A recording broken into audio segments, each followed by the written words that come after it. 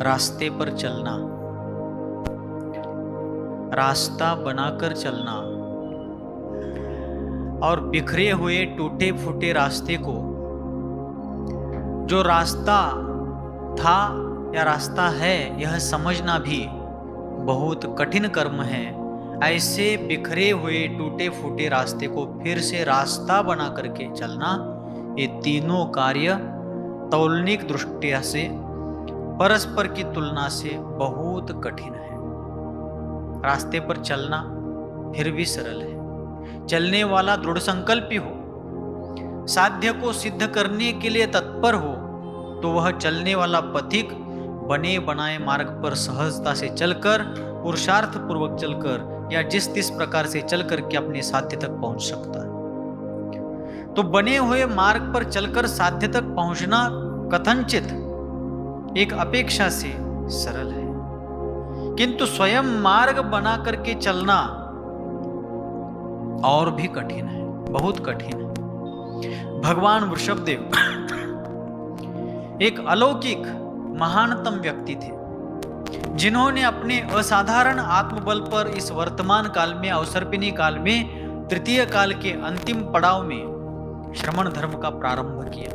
असल में जैन धर्म अनादि अनंत है, किंतु भरत और ऐरावत क्षेत्र में होने वाले काल परिवर्तन की अपेक्षा से वह भरत ऐरावत क्षेत्र की अपेक्षा देखा जाए तो सादी शांत भी है एक अपेक्षा से, और विदेह क्षेत्र में अनादि अनंत रूप से वह धर्म प्रवहमान रहता है, इस अपेक्षा से अनादि अनंत है। तो ऐसे भरत क्षेत्र के तृतीय काल के अंतिम पड़ाव में भगवान वृषभदेव ने वर्तमान इस अवसर्पिणी काल के तृतीय काल के अंतिम पड़ाव में जिन धर्म का, श्रवण धर्म का प्रारंभ किया, फिर से मार्ग बनाया। एक अपेक्षा से समझने का प्रयास करें। फिर से मार्ग बनाकर वे स्वयं चले और औरों को चलने की शिक्षा, प्रेरणा, मार्गदर्शन उन्होंने किया। यह कार्य कठिन था, लेकिन उनका आत्मबल, उनकी आत्मशक्ति और उनका आत्मानुभव अगाध और अपार था, इसलिए उनके द्वारा वह कार्य सहजता से लीलया संपन्न हो गया। किंतु आचार्य शांति सागर जी महाराज को मार्ग बनाकर चलना नहीं था। बना हुआ जो मार्ग बिखर गया था, टूटा फूटा था, और जिसे मार्ग कहने में भी शंका होती थी।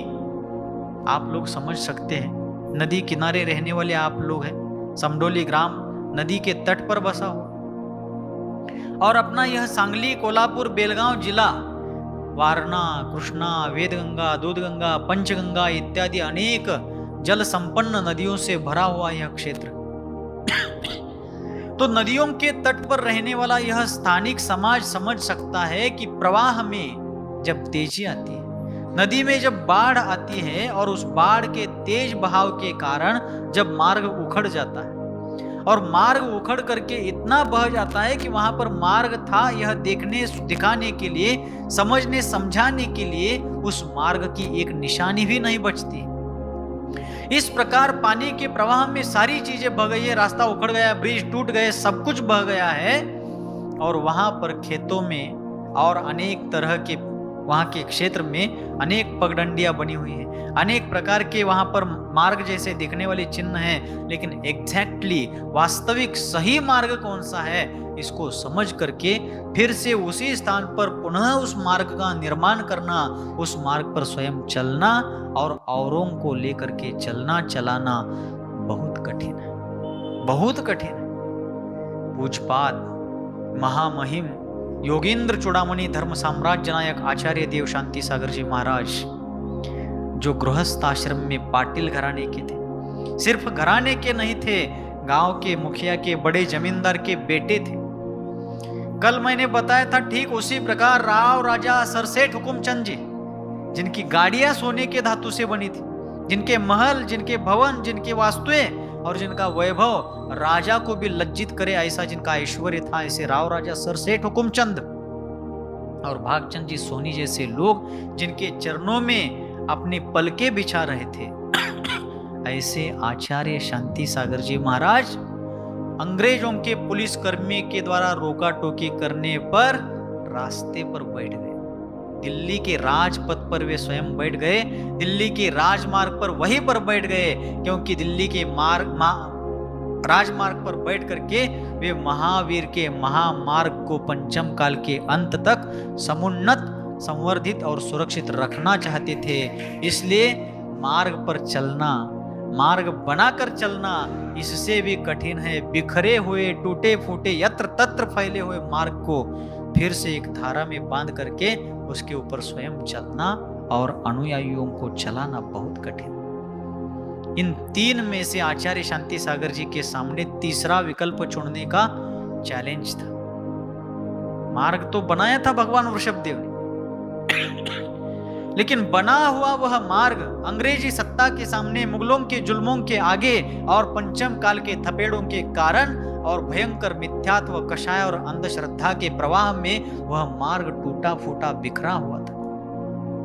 उस मार्ग को फिर से महामार्ग बनाने के लिए उन महामहिम आचार्य देव ने अपने जीवन को, अपने प्राणों को, अपनी प्रतिष्ठा को बार बार दांव पर लगाया, बार बार उसका बलिदान दिया और अपना योगदान बलिदान दे करके आज जो कुछ भी जैन वैभव, आज जो कुछ भी श्रामण्य हम देख रहे हैं इस भारतीय वसुंधरा पर, उसका सर्वोत्कृष्ट और संपूर्ण श्रेय यदि किसी को जाता है तो वह आचार्य देव शांति सागर जी महाराज के चरणारविंद में जाता है।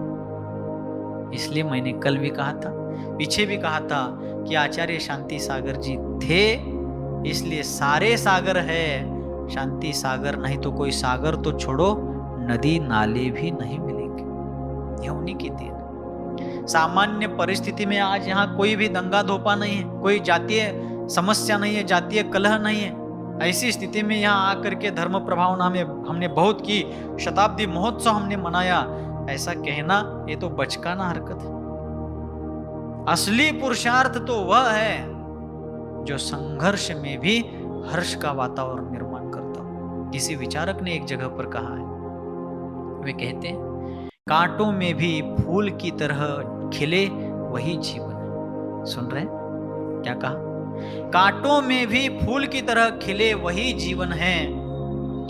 पत्थर सहकर भी जो वृक्ष की तरह फले वही जीवन है। दुनिया में यूं तो सभी लोग जीते हैं, लेकिन संकटों तूफानों में भी दीप बनकर के जले वही जीवन है। आचार्य शांति सागर जी महाराज का जीवन वह सिर्फ दीप नहीं, दीपस्तंभ है।